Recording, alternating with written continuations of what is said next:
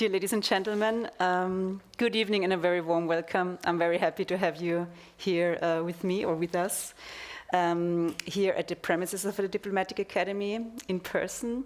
But also we have listeners tuning in, streaming in via YouTube and via Facebook. So also very welcome to everybody around the world being with us this evening to attend this year's public lecture by Jean-Emmanuel Pondi.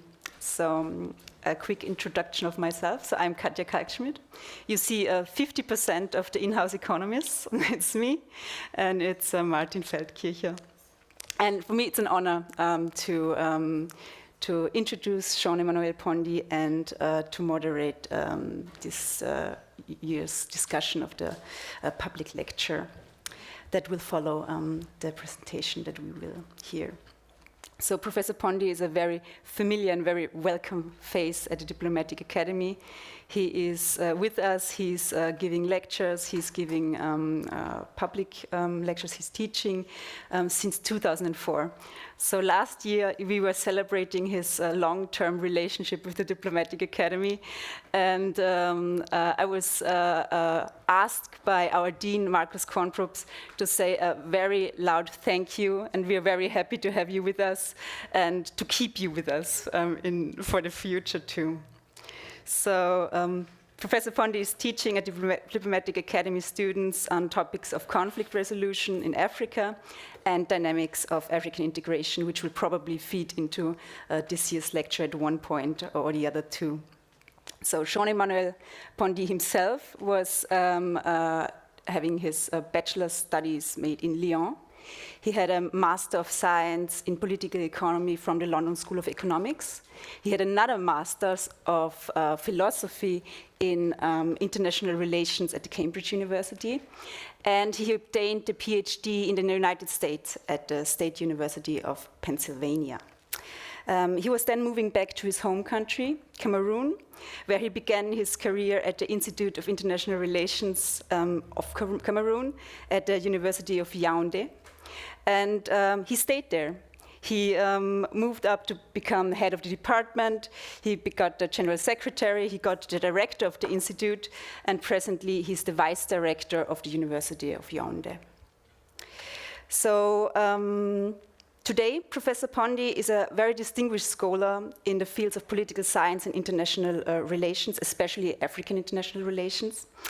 He's author or editor of 22 books and 70 scientific articles that were published in internationally renowned journals. Last year, a book was published not by Professor Pondi, but about Professor Pondi from fellow colleagues and also from former students of him who reflect on his personal career and the influence of his research. So I have to say the title of the book in English, since I never managed French, unfortunately. So it's Rethinking International Relations from an African Perspective. So that's the soft copy version that you can obtain. It's a large book. It's about 450 pages and costs only 750 pages. Now that makes my calculation even more different, because I wanted to say, which is not much price per page as an economist would always calculate. So going from 400 to 700 makes it exceptionally cheap. But book lovers don't look at that. So there's also a hard copy for the book lovers on you to have a good book in a shelf for a little bit of more money, but more than worth it. Good. So now I'm close to handing it over to you, Professor Pondi. A warm welcome to you. I'm very happy to have you here and giving this year's public lecture on the title, Understanding the Transformation of Africa in the 21st Century and Beyond. I'm very much looking forward to it. And before I hand over, a short note on the discussion round. So I will take questions from the audience. I'm happy to see you. You raise your hand, and you will be handed over the microphone by one of our dear students, Josephine. And I will also screen the YouTube chat. So for everybody who's online and you're already on YouTube, you're already safe. You can put in your comments and ask your questions there.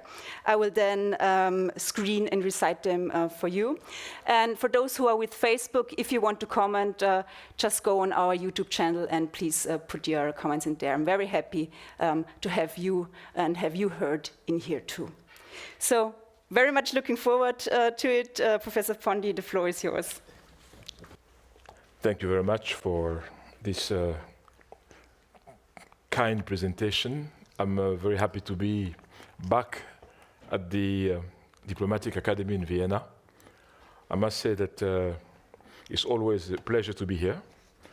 And before starting the lecture proper, and I'd like to extend a very warm welcome to all of you who have taken your time to be here and to listen to this particular conference on understanding the transformation of Africa in the 21st century and beyond.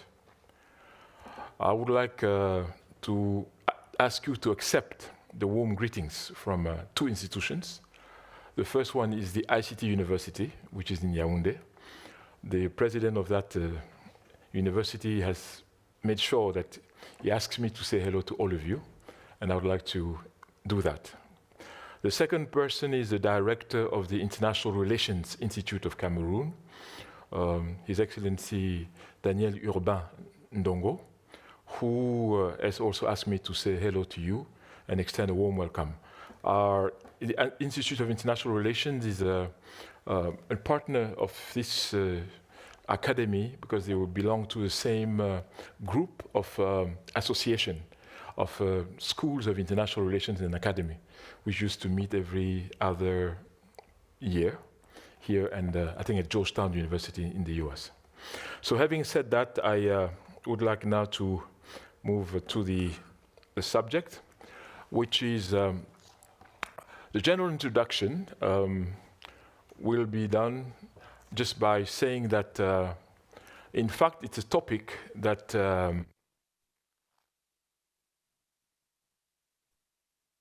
as many people talk about Africa, they know about Africa, but the perspective which they use is their own often. So it's a good idea to have several approaches to the same subject. And what we're going to do today is basically to give you what we feel when we are in Africa, because I live in Africa, I work in Africa, and I've been working on African studies for the last 39 years. So I think that we have something to say concerning that, just as anybody else has his way in saying what they think, because this is really the thrust of the international system. Now, we'll look at the demographic transformation of Africa, which is very great. There's been a lot of changes between 1960, when most African countries became independent, where we were 250 million, up to today, 2025, where we count 1,400,000,000 Africans. So what is the impact of that demographic change on the situation, on the perception and the possibilities that it opens to African people? The third aspect will be the evolving economic and financial trends, where we'll see how, economically speaking, the continent has been able to manage and the consequences of that.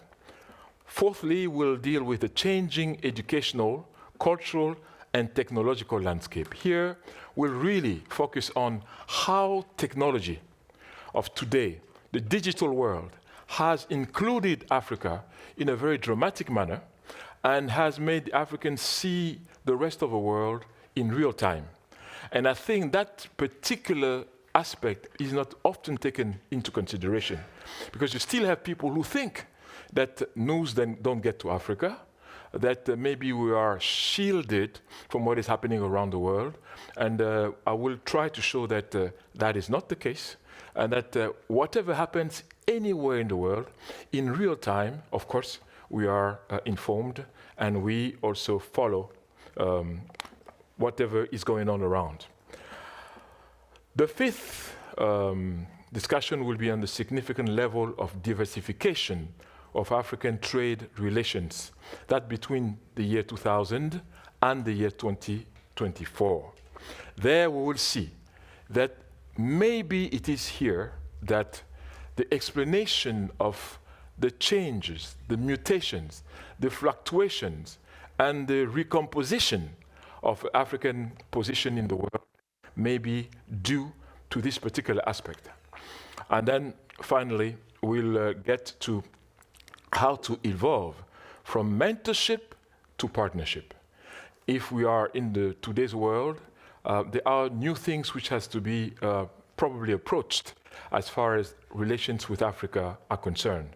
And it's difficult to remain on the old framework when the ground is shifting and shifting very quickly.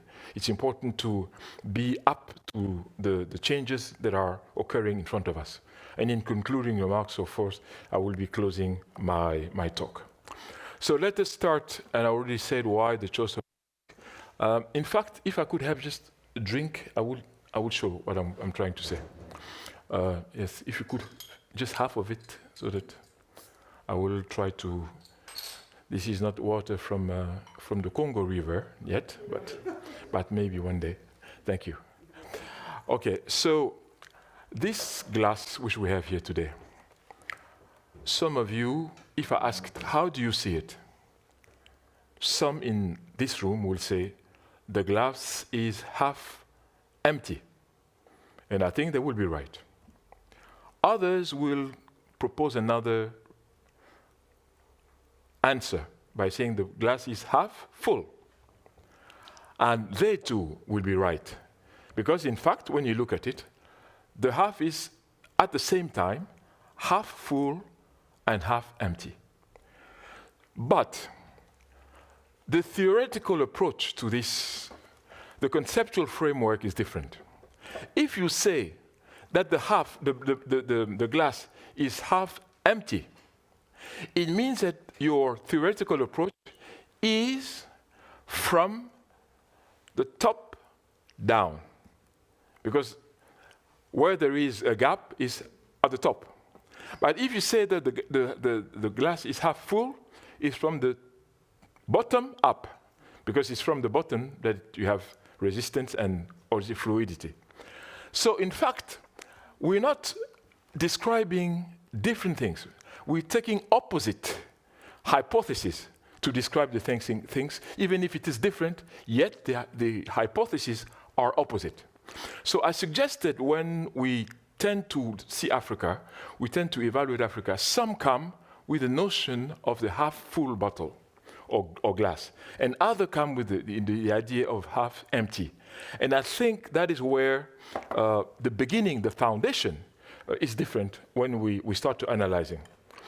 What I propose is that we be open and that we look at things in a very, I would say, objective manner if possible. So the demographic transformation of Africa, I would like to suggest that in the year 1960, this was the year where 17 African countries joined the United Nations in 1 year, 1960, becoming one of the great groups of the United Nations. And later on, today we are 55 out of the 193 countries that are members of the United Nations.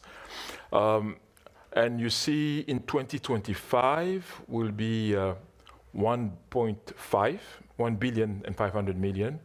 In 2050 will be 2 billion and a half. And in 2100 will be 4 billion. It's important to know, and it's important to anticipate, because the name of the game here is how to anticipate. This is both good news and bad news. Good news if we are able to transform the population, which is the age working population, which reaches 883 million this year, if we're able to transform them into engine of development and growth. How? by making sure that we address their way of thinking, we address their capacity to actually innovate and solve problems. So we see them as brain. But for now, most of us see them as stomachs and as problems. And that is what must change. How can we get from seeing them as stomachs, as mouths to be fed, or rather as brains that will bring solutions? The more they are, the more solutions they will bring to solve our problems. I think it's a very important dilemma and a very important question which we must address at some point in time.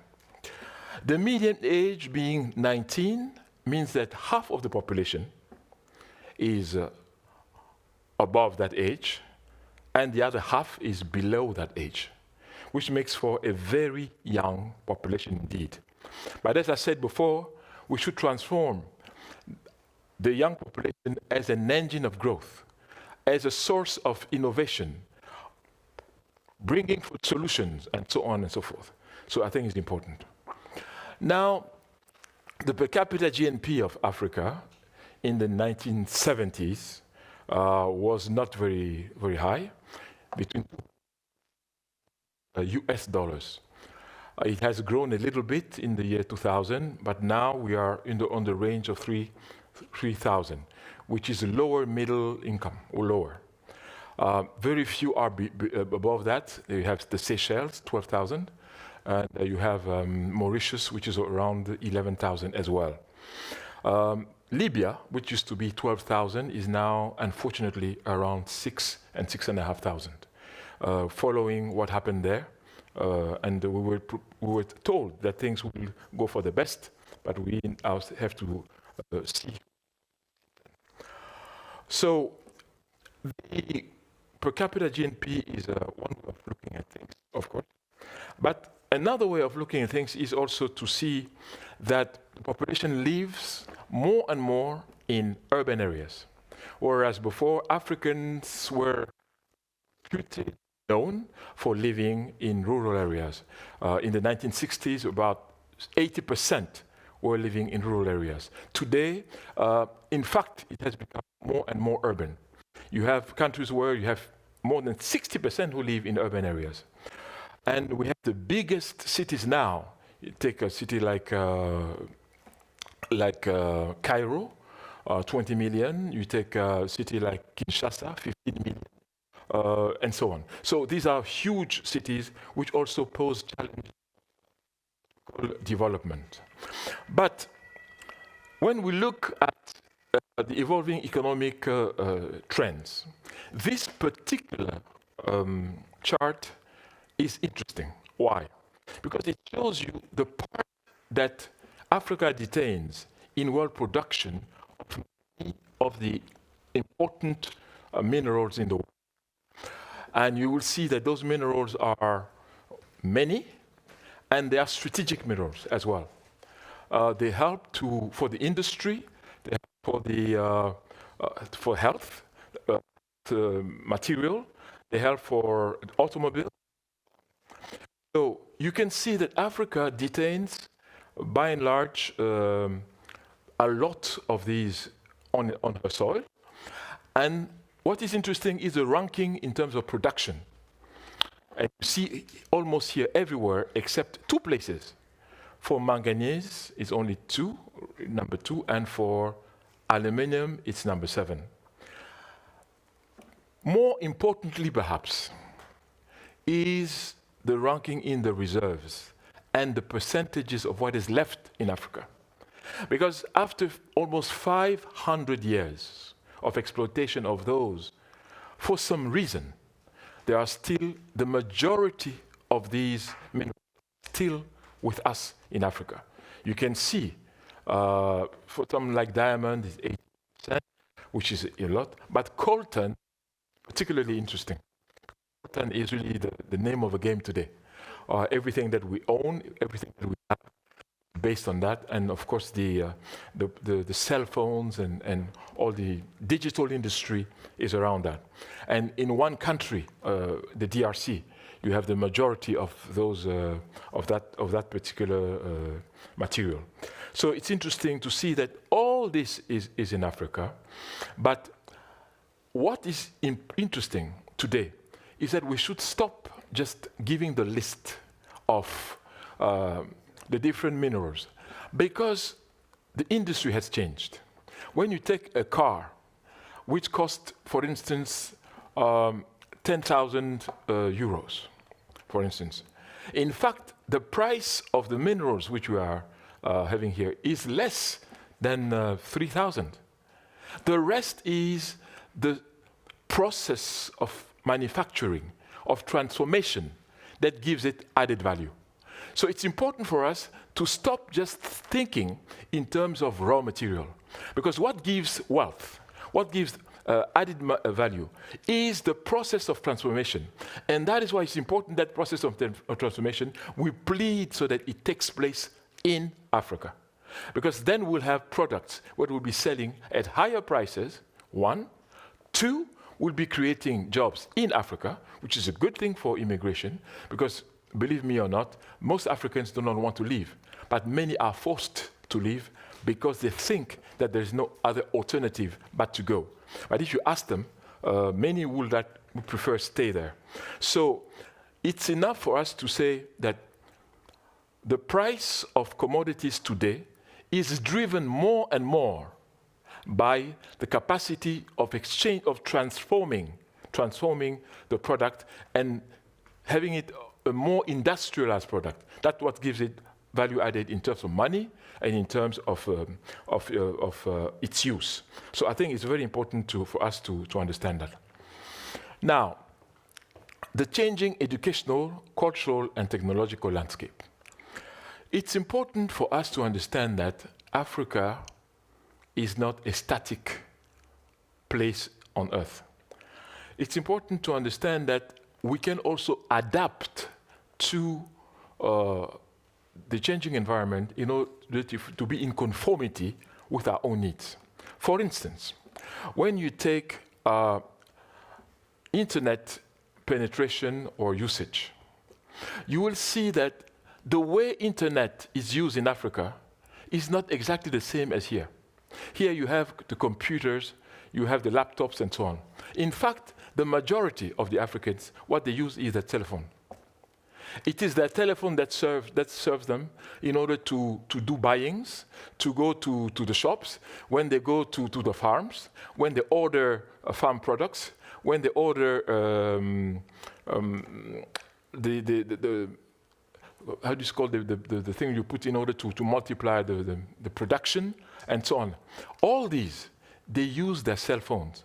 So the cell phone, which is available everywhere, is also available not only to make phone calls, but in fact to use the more practical aspect of it, which in Europe or in the Northern Hemisphere is not exactly the use of the cell phones. When you go today to a place like Kenya, Nairobi, or Mombasa, in fact, you pay your taxi directly with M-Pesa. You don't pay your taxi with money. So they've gone a way ahead of what obtains in many places. Everything absolutely can be gotten with the digital money. Why? Because it's safer. That way, if you are taxed, there will be nothing to be taken away from you, because you don't carry currency with you. So that is one aspect. But the habit has been already installed to really make sure that that means of payment has multiplied, it's everywhere. So it also means that whatever happens around the world is well known. Because the way the Africans get their information is no longer, and that is a major development, is no longer through the big state corporations which used to inform and even flood Africa, like the BBC, like VOA, And so you know that these people are functionaries of the foreign ministry. They are diplomats because they are paid by the foreign ministry, not the information ministry of their countries. So today, less and less Africans are listening to these news coming from there.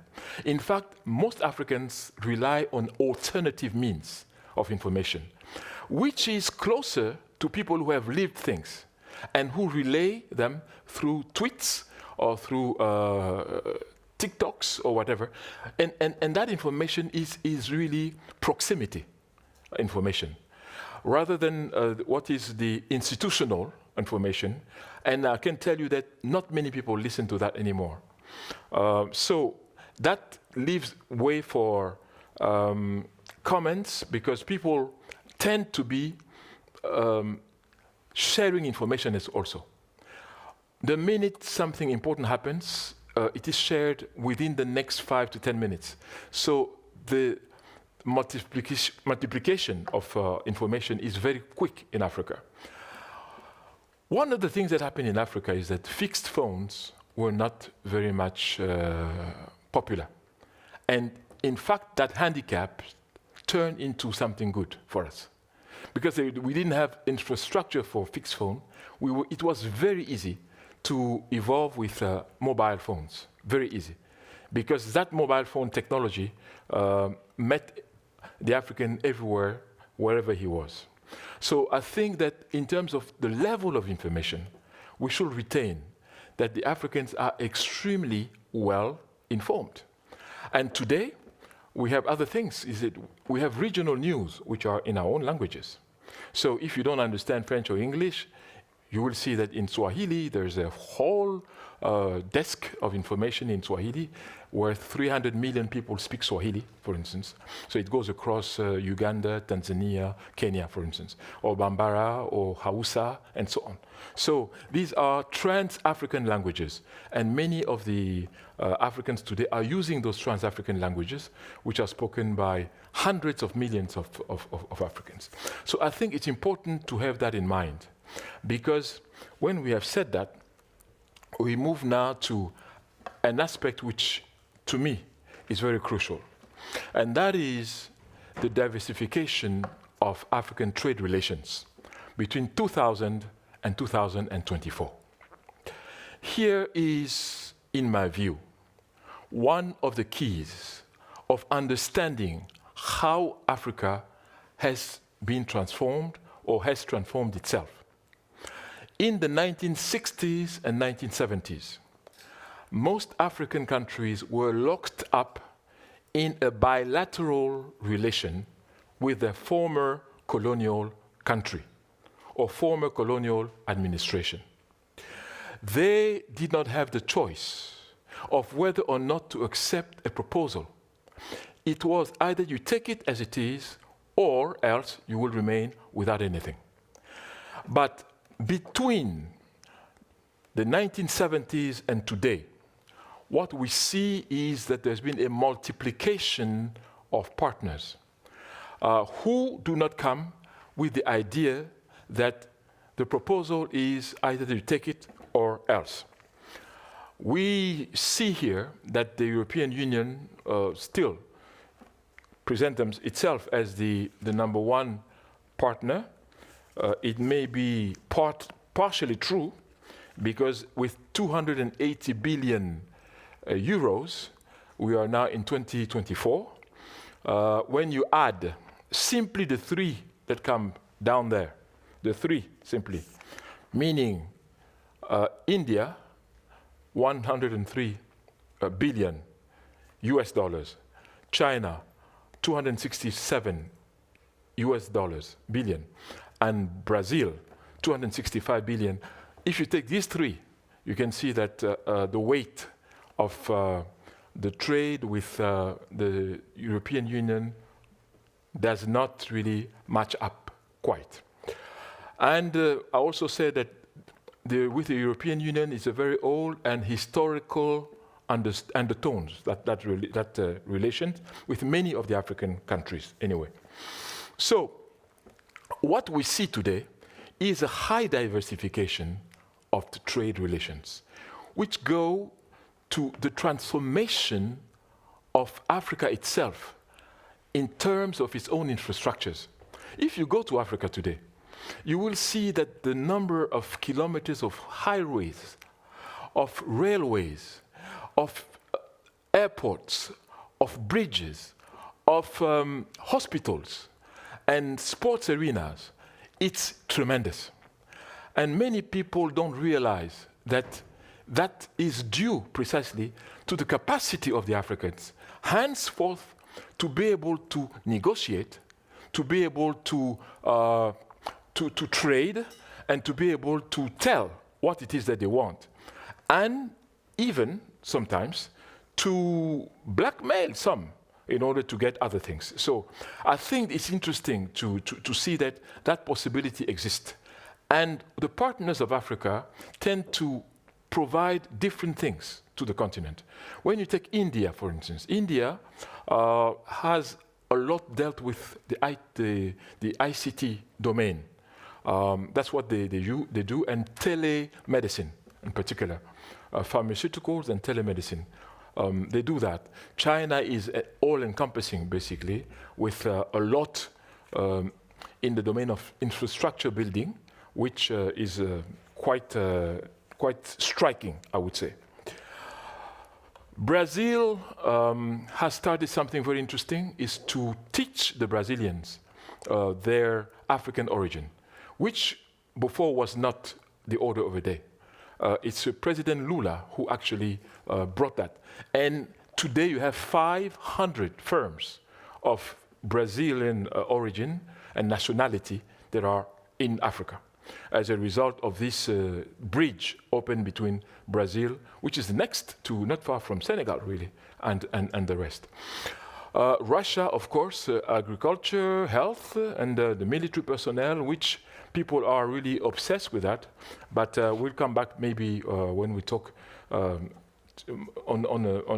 a more larger scale concerning these aspects. Japan has a long relations with Africa, with the TICAD in particular.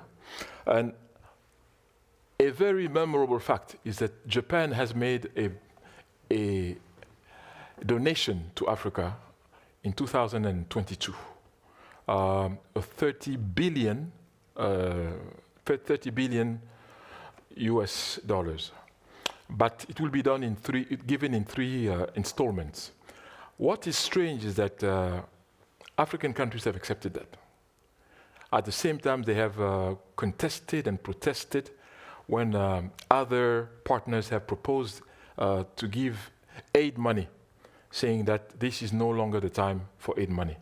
But for Japan, they accepted. So what is the significance of that? Is it that it means that it's not only an economic gesture, it's also a political, maybe, and it's also a philosophical gesture. Okay, the United States doesn't have really much. 71 billion with Africa is very negligible, and I think it's likely to go down as we see things, basically.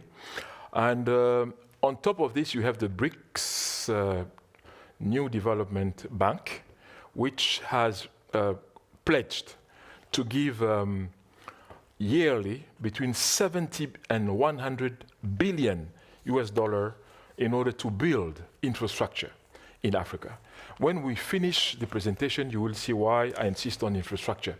Because a united Africa, an integrated Africa, is the best option for us to stand in today's world. We cannot, as Africans, afford to be fragmented, segmented, in a world which is becoming more and more mobilized as a group.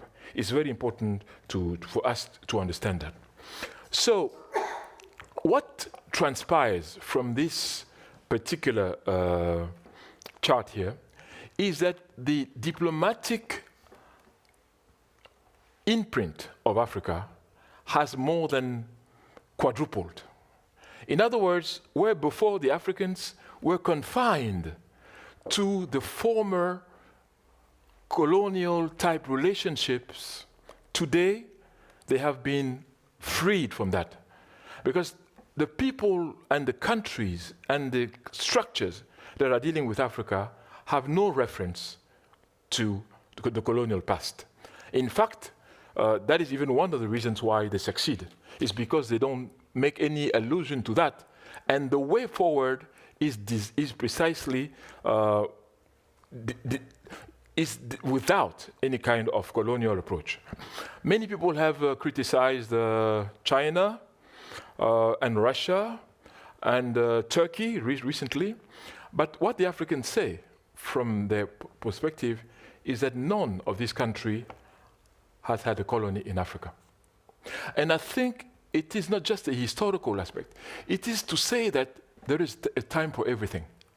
We must turn the page and start seeing the Africans not in a way of giving advice, not in a way of knowing better, but in a way of real listening.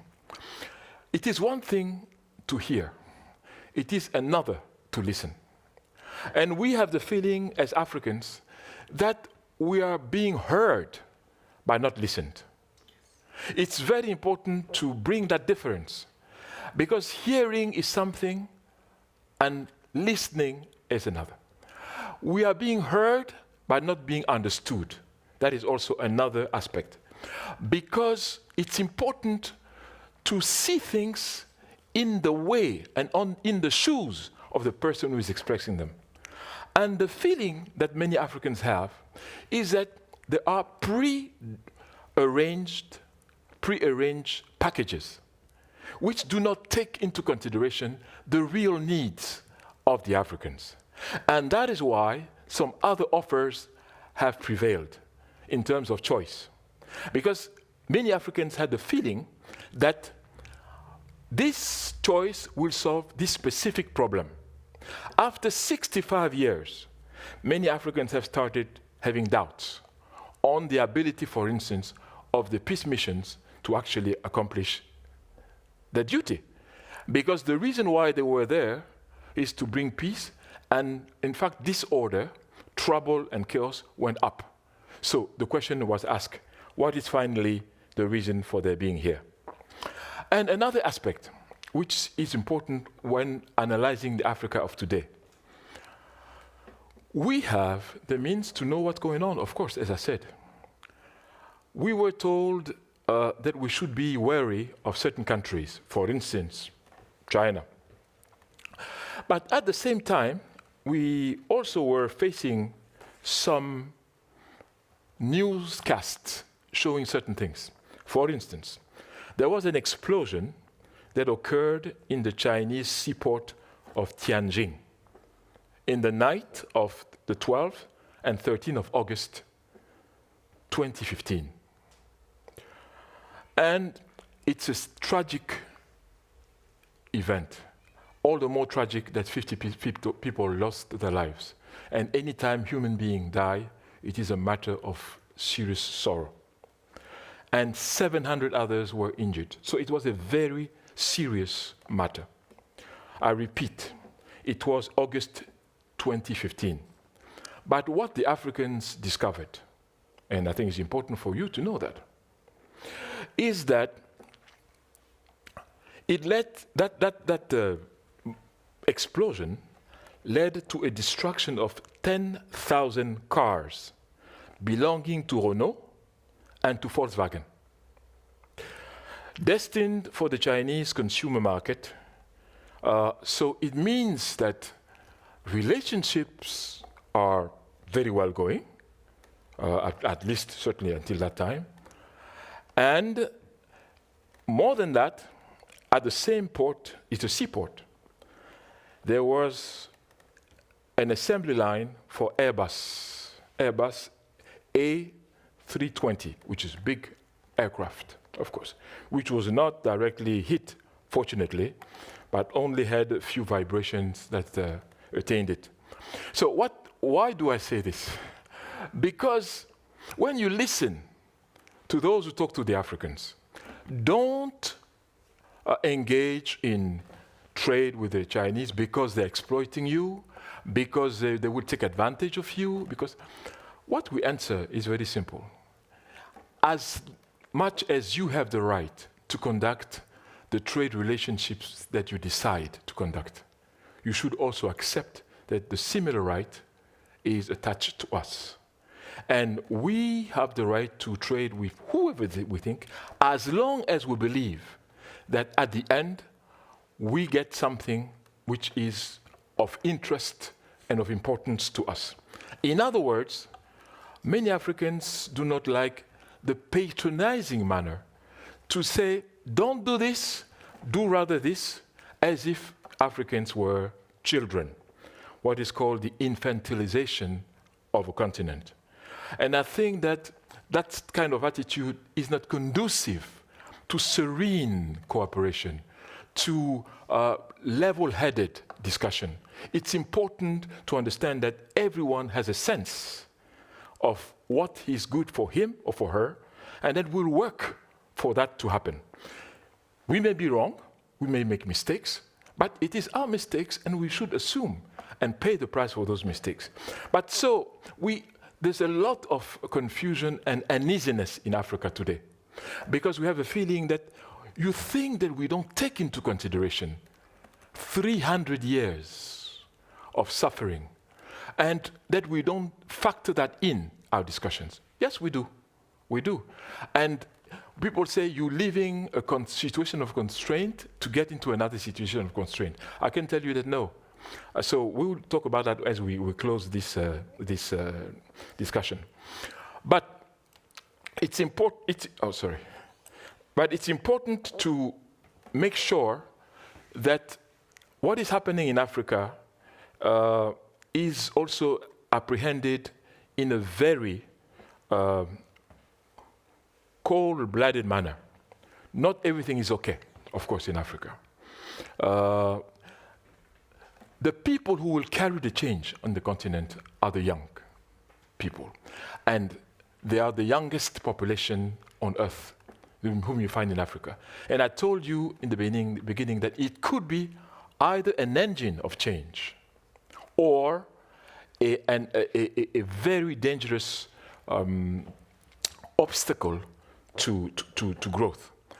Now, we see that 25% of the youth now, as we speak, at the age of 15 and 24, find themselves out of the educational system and not involved in any kind of employment or pre-employment scheme.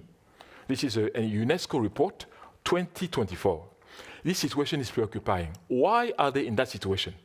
It's because usually in the rural areas, many prefer to go to the field at the time when the class time has arrived, because they go to the field or they go to look for the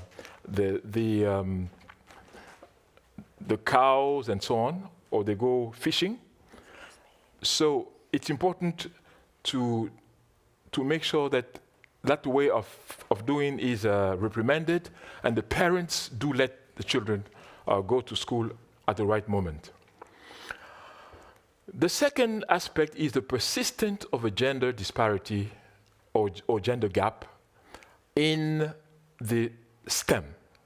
STEM is science, technology, engineering, and mathematics. It's important that women or female students be admitted there more than they are now. Only 30% of students enrolled in the STEM fields are female, and it's not good. It's not good because, in fact, women are, in a country like Cameroon, they are 52% of the population. So even from a democratic standpoint, they are more than men. And from an educational standpoint, you know that if you educate a woman, you educate the whole family and the whole community. I'm not certain that it's the same thing with a man. Maybe you brew more trouble sometimes when you do that. Maybe this doesn't agree with what I just said. Thank you very much. Now that I was talking about science, technology, engineering, and mathematics. So I got what I wanted, all of it. Okay, so I was saying that it's a problem because there should be more women. And in my experience, when women are given the leeway, the possibility to do something, I've been for many, many decades a person in charge of universities. And I can tell you that today, in Cameroon, for instance, the first 5 who are ranked, be it at School of Medicine, School of Engineering, at any school, at the Faculty of Science, women or young women are always on top, always. So which means that they should be given the possibility to express themselves.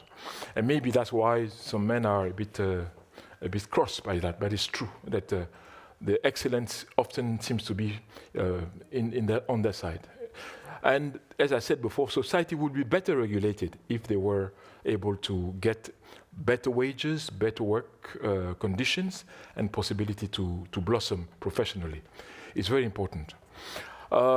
Now, 15% of African students are enrolled in job providing sectors of technical and vocational education. It's not enough. Because today, what we should be putting more emphasis on is precisely technical and vocational education and training. Because it is with that that you can transform your environment. It is with that that you can master let's say the different aspects of practical technicalities. Now, what we propose really is that whenever there is an agreement to have a long-term technological project, such as the pipeline, for instance, there should be a school that goes with it in order to train at the same time as the time warrants the people who will be working on it. So it should start maybe 2 or 3 years before, where you train the locals. And since you have long pipelines that go, for instance, from Chad to Cameroon, it's about 2,000 kilometers, then you will have people who will be working there along those, and that will provide local jobs for a long stretch of industrial work. So I think it's important to do that. When we also do undersea perforations, you should have people who are expert in that. We should no longer continue to wait for that package to come from abroad. We should also internalize that kind of scheme, so that at the end of it, the maintenance will be locally provided. It's very important. And I think that this is what you find in Asian countries. They insist that when you bring the good which you are bringing, the engineers should be around so that they take over. And it's a good thing. That will create jobs. What we want for jobs to be created in Africa, more jobs. So it's not a bad thing at all. Now, African countries invest very, very little in research and development. It's obvious. If you take the research and development statistics, they are appalling. I think there's no other word to describe them. They are simply appalling. Far less than 1% is a mere 0.6%, which of course is difficult to understand. But when you take the same statistics, you say a place like Latin America, they are around 12%, which is a lot. So we need to understand that you must have fundamental research, you must have applied research, and applied research is precisely what helps you to solve your problems and not to depend on others to do it. We cannot reach that goal if we don't triple, quadruple the research budget of our research centers, and even beyond that, even in schools, because research is a state of mind. You start in secondary schools and you continue. We have the bad habit to believe that those who are in technical education are less clever, less intelligent than those who are in long-term general education, where they study philosophy, they study geopolitics like us, and so on. We are not more intelligent than the other, but they can change things. They can, in fact, transform nature We cannot. And today what we need it's a blend, of course, but what we need more today are people who are in a position to actually challenge the environment, change it, and accommodate it. So it's very important for us to see to this. Now, how to evolve from mentorship, which has been so far the name of a game, to genuine partnership. It's not just a play on words.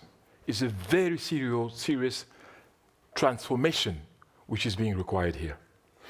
When you are a mentor, you dictate, you impose, you give orders, and you give ultimatums. When you are a partner, you listen, you understand, and you try to have a mutually consensual relationship.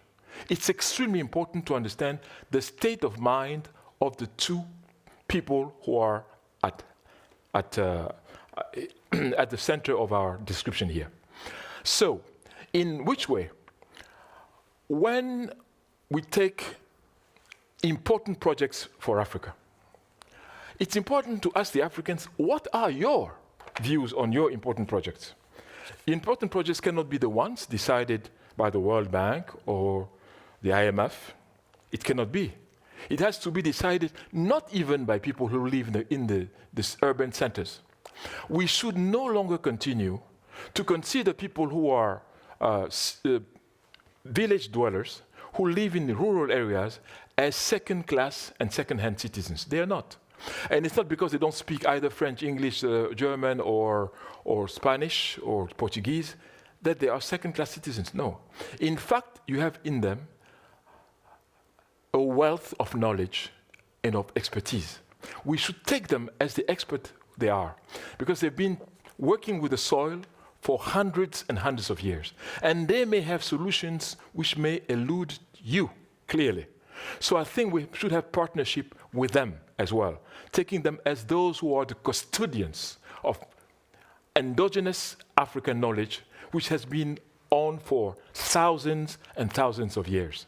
So we should not come on a high resolution stance and think that we know better than them what is good for them. And I think that attitude has been reproached to many of our partners, of our mentors, and also to the Africans themselves when they deal with people whom they call from the backside or from the backward areas. No, there's no such backward areas.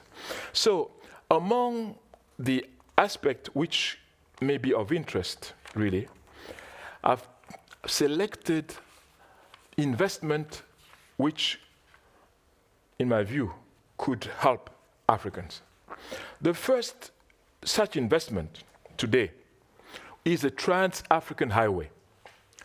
Because the Trans-African Highway is the key to accelerating the integration of Africa physically.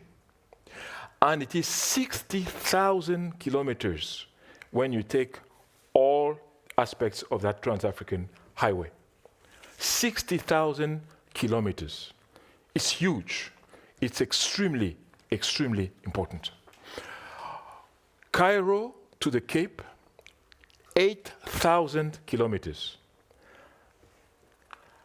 When you are able to achieve that, you are able to unleash a huge amount of energy in terms of trading, but also in terms of helping the Africans know Africa, discover Africa, and do business within the African continent itself. And I think it's very, very important. The Trans-African Highway is a massive network of roads, okay? And the only one that has been able to be achieved so far is the Dakar, Senegal, N'Djamena, Chad, 4,500 kilometers. That's the only one. But the others are still not able to be conducted because of insecurity.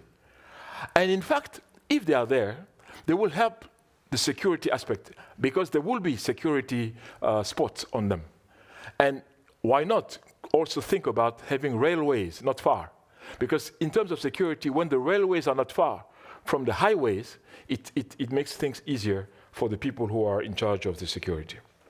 The other aspect where good investment could be taken is the Great Green Wall. What is that?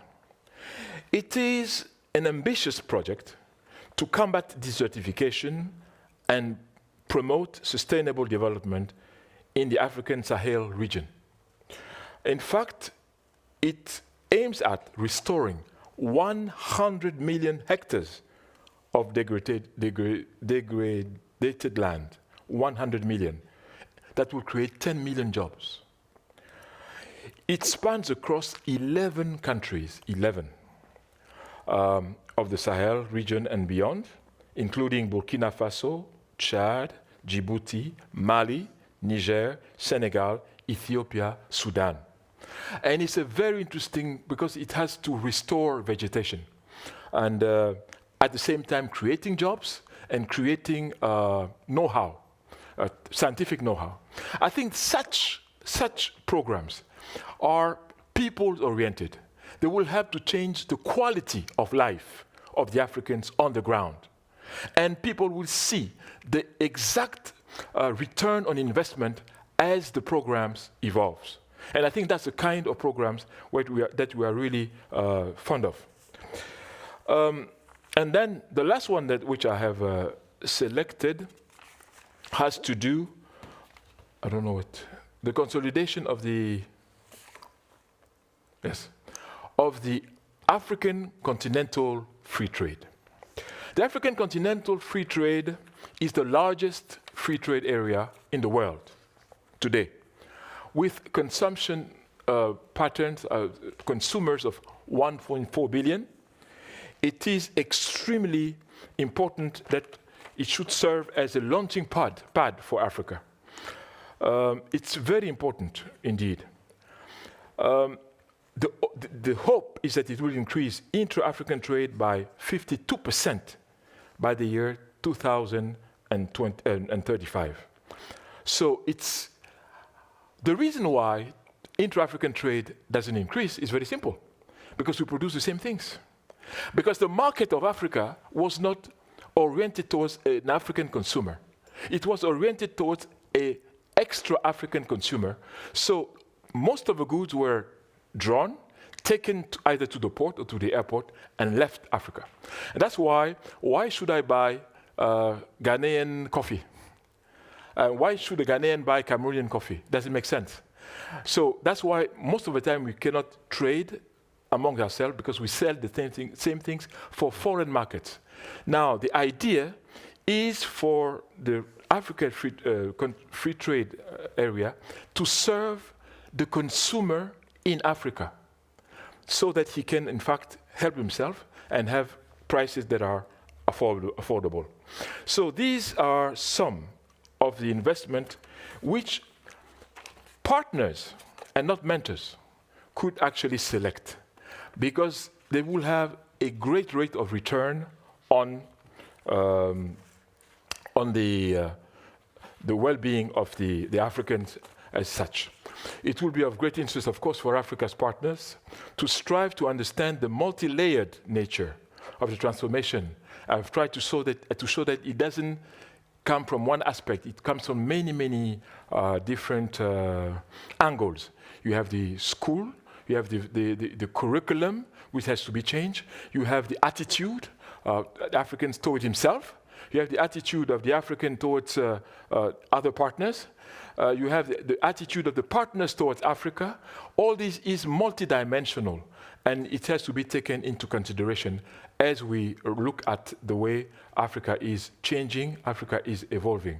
So, as I said, it will be of great interest for Africa's partners to strive to understand the multi-layered nature of the transformation now taking place on the African continent, and search for converging, mutually satisfying ways to find consensual solutions in the spirit of the African philosophy of Ujamaa, practiced today in Tanzania, and which puts forth the principles of collective ownership, social equality, and continental self-reliance.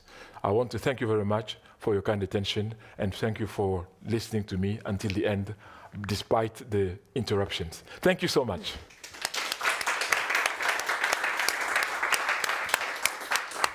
Thank you very much, Professor Pondi. Thank you especially for your evaluations of these critical factors that shape the current situation, as well as the prospects for African development in the 21st century. You were not only picking up on, but critically assessing Western narratives on the current situation and the prospects for development of Africa, which is actually quite central. If we really need to have that picture recalibrated, only then we can come up with a true, a valid picture that allows us to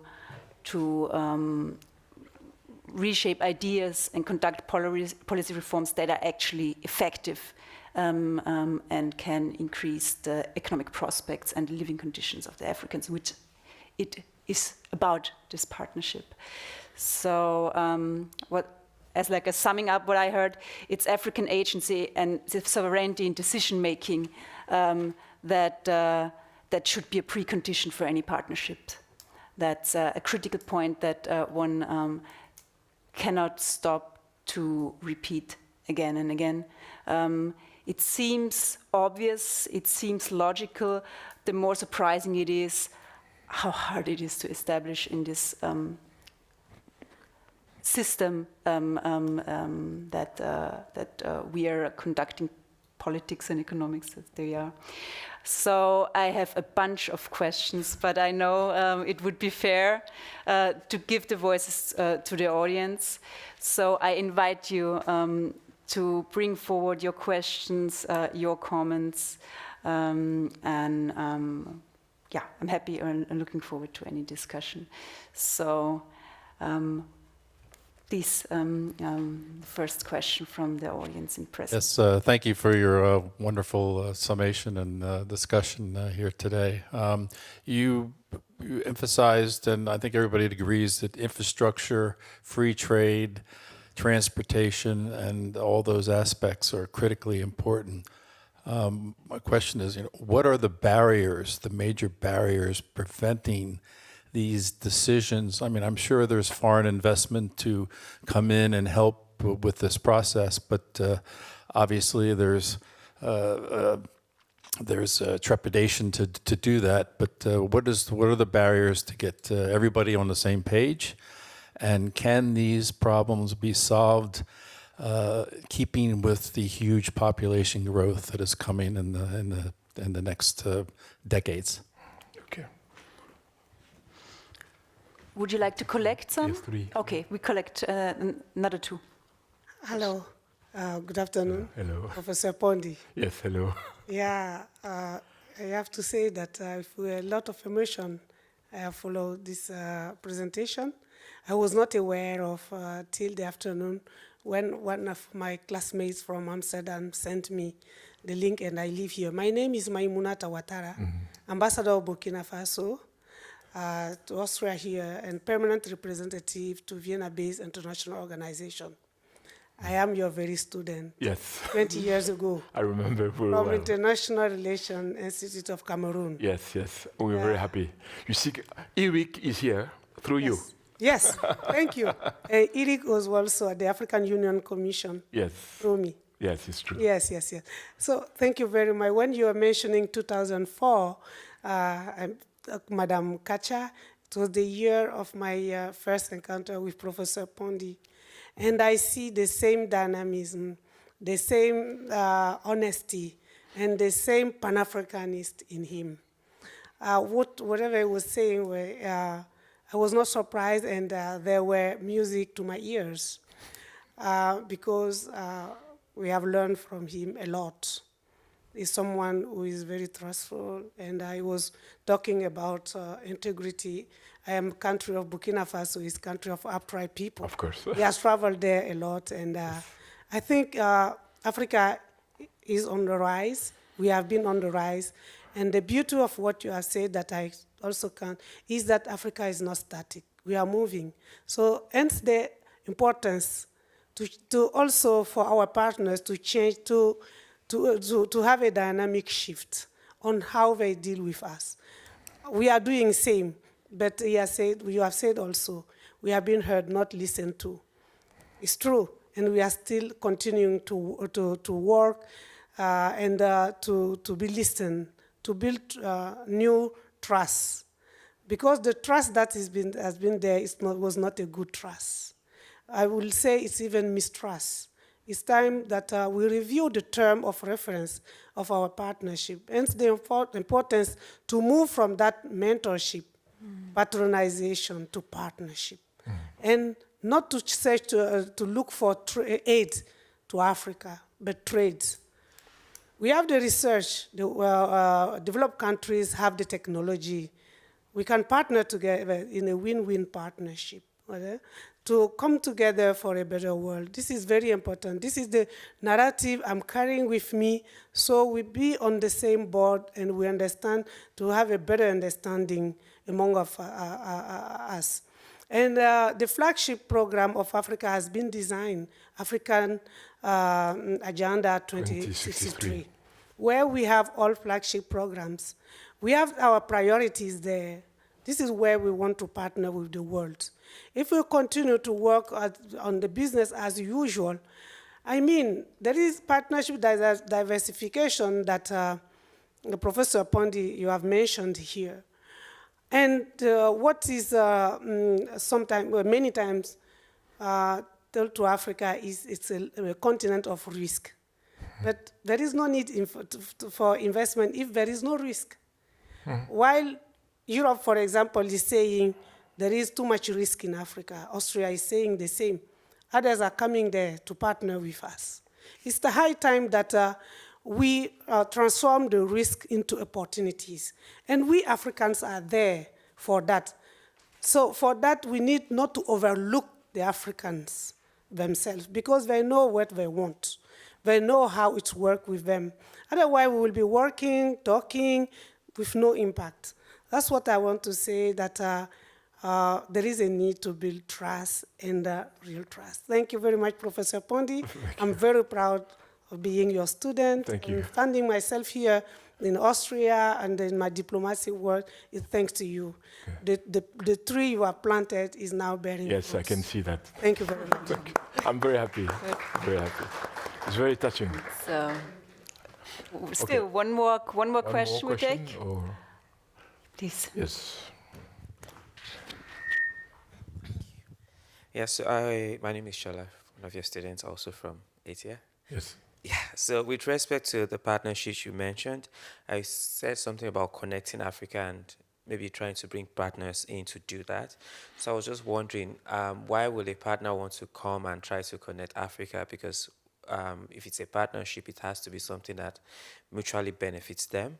So what exactly do you think will be the benefits, maybe the selling point Africa will give to them, that if you can connect us together, we'll be giving you this? Because for it to be a partnership, they must have some kind of benefits also from the relationship. Thank you. Okay. Thank you very much for your questions and comments. I would start with the why the infrastructures are not being constructed at the correct pace and what is the problem. To be very honest, infrastructures sometimes are made where they are not needed. And where they are not needed, they are there because for other reasons than the necessity for the customers to use it, sometimes. Another reason may be corruption. In other words, yes, the deal is passed and then is on a very dubious grounds that is done.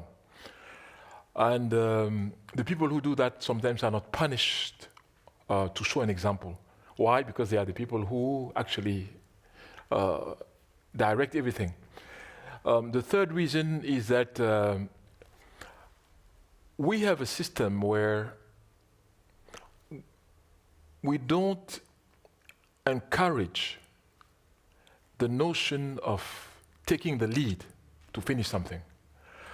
For instance, we trained in our training system, in our schools, we train people to see as normal as somebody else will come and do something for them, which is a catastrophe, of course. You need to, at the end of your school system, to be able to take initiative to do things from beginning till the end, not expecting a third person to come and help you finish it. So I think that these values should be more and more put into the young African who is 10 years old, that he can change the world, that he can change his environment, rather than waiting for somebody else to do it. So I think it's a combination of many things. But corruption is also one of the explanations, unfortunately. But in some countries, you don't have that anymore. I think, I think that if you go there, you see what has been done in only 12 months. It means that you can do them. If you have somebody who's willing to be what is called a leader by example. A leader by example, not a leader by rhetoric. And we have too many who are leaders by rhetoric, but not by example. I think yours was really a comment. I must say that when I see you, it fulfills us, because our dream and our raison d'être is really to see what we have seen today. And we are very happy. I'm not surprised, by the way, but I think that we need to understand that we, the professors, we have no other satisfaction than what we've seen today. So I wish you all the best, of course. Now, the last question had to do with you. Okay, I don't know whether I said that connection has to come from somebody. Maybe you misunderstood me. Is that not what I think?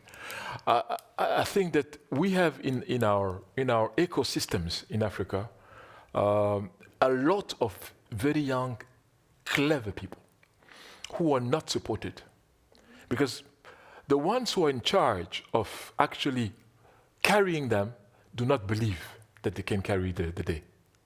You see, and that is also another way of educating ourselves. We've seen so many young people with so many bright ideas. And what I always say is that you don't need to have 100 products. You don't need that. South Korea had basically Samsung. It went around the world. It was a world-class product. Nokia was, I think, Sweden. It went around the world, Norway or Sweden. Finland? Okay, Finland. But Nokia at this time is the one that, in fact, brought the digital revolution, because it was there at the right time, at the right moment, and it went around the world. So why don't we fight to have one global, worldwide product? Where is it? And it comes from the minds of the young, even the very young. So if we don't believe in that ourselves, there's no reason why others should. But I don't think that connectivity should be brought by somebody else. If that's what you heard, it is very far away from what I think. Yes. I would say we go for another round of questions. If anybody would go first, please, Josephine. Second row. Thanks for a very interesting presentation. Thank you.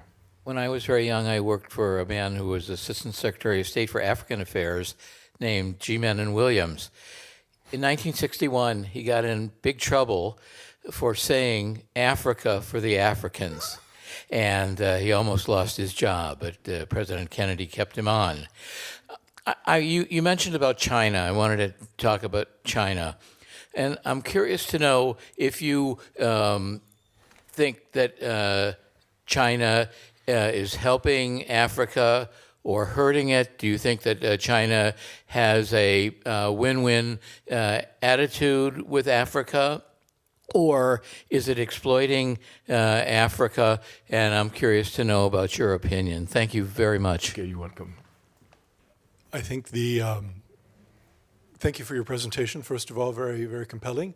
My question would be about climate, because obviously, globally, things are in a very dire situation, especially with people that subsist on fish from the ocean, and overfishing and fish migration because of water temperature, fresh water to water crops, of course, and then the increasing danger of desertification, even if the Great Green Wall can be built, because the Sahara is an unstoppable force of nature. So I think nature might have lots of spanners in the works, not only for Africa, but for the rest of us. Okay. Thanks very much. Okay. May I build my third Sure. question? I can't resist on the first commenter. The 21st century is actually marked by like a heavy geopolitical shift. We have rising powers who are challenging the Western-led brackets, US-led international order, and there's a rivalry. So we call it, or we confine ourselves to talking about US or China rivalry. We can make it a bit more multipolar, but there is a lot of dynamics going on. And we see that there are dynamics going on in a way of competition for resources and seeking new markets. And Africa has it, as you said before. So there are the resources. You own them. It's on your ground. The markets are on your side, the future markets. You have the people who will do the consuming. So what is needed, in your opinion, for this richness that you have and the prospect that you have, that you can work with it and increase your, your bargaining position on the international sphere, in the political arena, your production position in the global value chains, to benefit and get these benefits to Africa, and not on the ground, as you said, not on the top, not on any political elites, but put it down to have an increase in the economic prospects and living conditions for the Africans. What do you think is needed to go this road and not to end up in some kind of a scramble for Africa, or a place where proxy wars are held? Okay, thank you very much. Is China helping Africa? China is helping China first. You see, Chinese are no angels. They are no philanthropists. And the Africans know that very well. The thing now is, what do we gain concretely from engaging in a relationship with China? That is the question. They say it's win-win. It may be win-win for them, not necessarily for us. The person who sees the win-win, it depends on his perspective, where he stands. But what we've seen with the Chinese, and I think it's important when we are in Europe, to explain really what is the matter. Because otherwise, when you are maybe in diplomatic circles, there are words that are difficult to pronounce. There are attitudes that you cannot have. But here you are also in an academic environment. So to be very honest, Africans are not so, I would say, stupid to leave a situation of constraint, as I was saying, to enter willingly and with open eyes into another situation of constraint. And I think to think that the Africans can do that is badly placed as a thought. Now, what the Africans see in Chinese is that before they became China of today, the Chinese were already sending teams in Africa in the late 70s. They were sending them. They were not rich. One. Two, for us, the Chinese have had no colonies in Africa. It's important.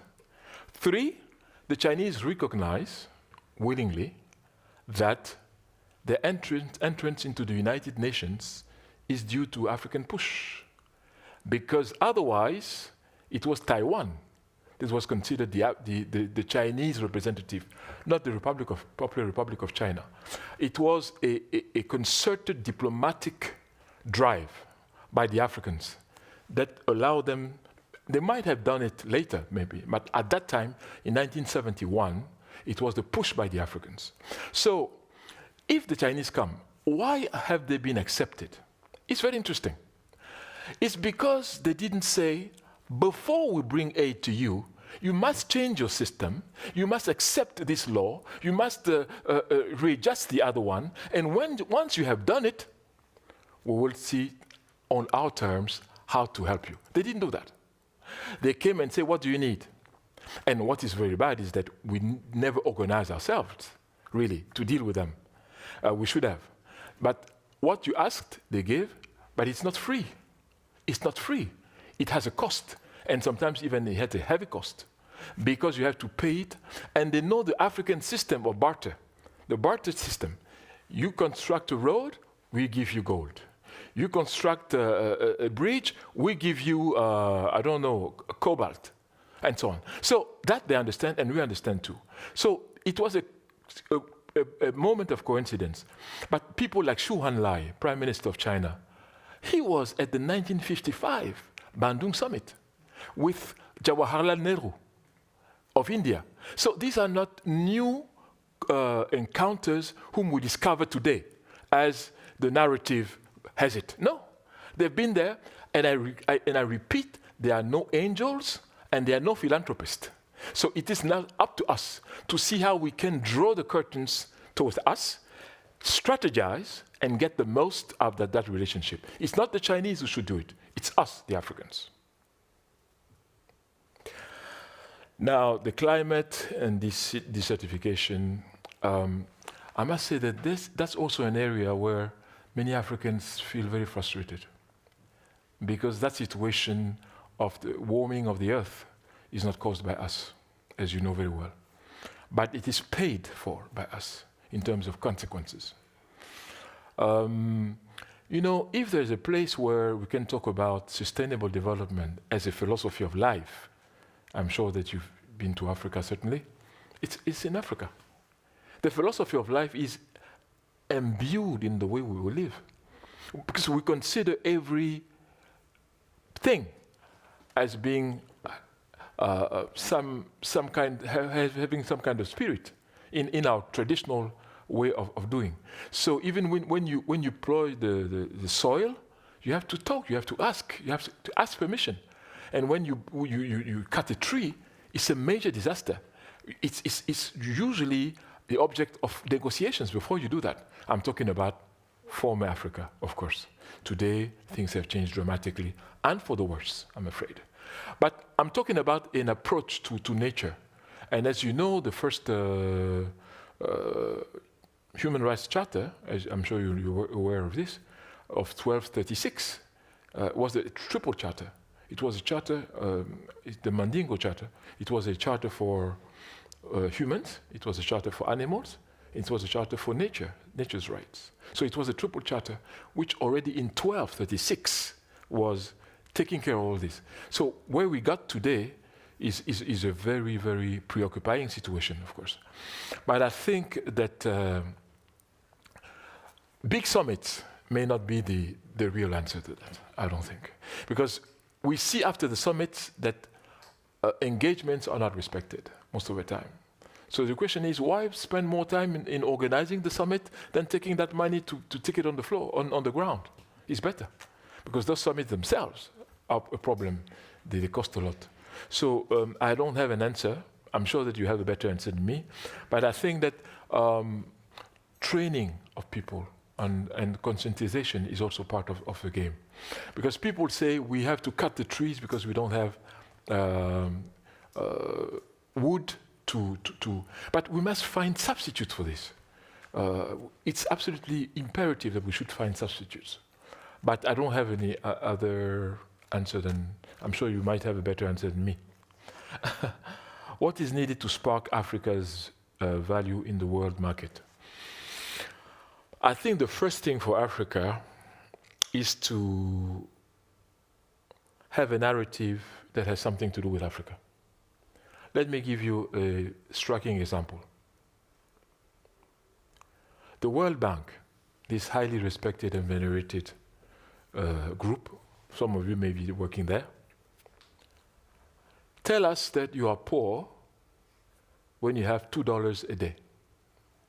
You are very poor when you consume $1 a day.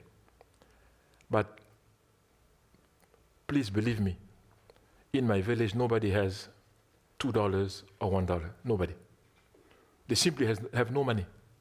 And the majority of the Africans don't walk around with $2 a day they don't have that. But they do live. How do they live? They live through the economic cultural system, which is the barter system. I have chicken, you have yams, we exchange. I have a goat, you have bananas, plantains, we exchange. This is how 90% of the Africans manage to live, or maybe 90 is too much, let's say 70%. But this is the reality of the social life in many African countries. But when you take the World Bank classification and specifications, it's true in Washington, D.C., it's true in Vienna, but I can tell you that in the vicinity of where we live, most people don't have cash with them. In fact, they don't need cash. They live by arranging the circumstances so that they have always done that. So now the question, I will answer your question. If we continue to say that you need $2, you will not solve a problem. Because the basis of our hypothesis is incorrect. You start with a false hypothesis that you need money in your pocket. Yet, the Africans don't consider the financial aspect to talk about wealth. For them, wealth is correlated to what? Social relations. That's wealth, including the chiefs. A true chief is a chief because he has an extended social network, not because he's rich. You may have chiefs who are very poor, but very well respected, and vice versa. So I'm talking about the ability to understand others from their point of view and from their own philosophies. It's very important. And not to think that something is universal because I think so. No. Universality should be tested in the wants of people according to their own circumstances, not because you have decided so. So, to me, we must also make sure that we understand what we want. For instance, and I say it for the first time here, the definition of development to me should be changed. The Africans should say, henceforth, is developed any country in which every citizen has access to water, access to electricity, access to food, access to medicine, and access to schooling. If you have those 5 things, I'm saying each citizen, I didn't see a group of citizens versus another. You can be considered that you live in a developed country as far as we are concerned. So I think if we change that definition, we start now doing things according to the results that we are looking for inside the society. And you see that we move from point A to point B, from point B to point C, because the fundamentals are already attained. But if we say you need foreign direct investment in order to prosper, you need aid and so on, you will never make it. Because these particular criteria or macroeconomic aggregates, you don't control them. Since you don't control them, you cannot attain them with certainty. You must design a system in which you are in control from the beginning until the end, then to be accountable for it. And I think that that is what we need to do today in Africa, to have our own way of saying, this is what we consider as a developed country in terms of African environment.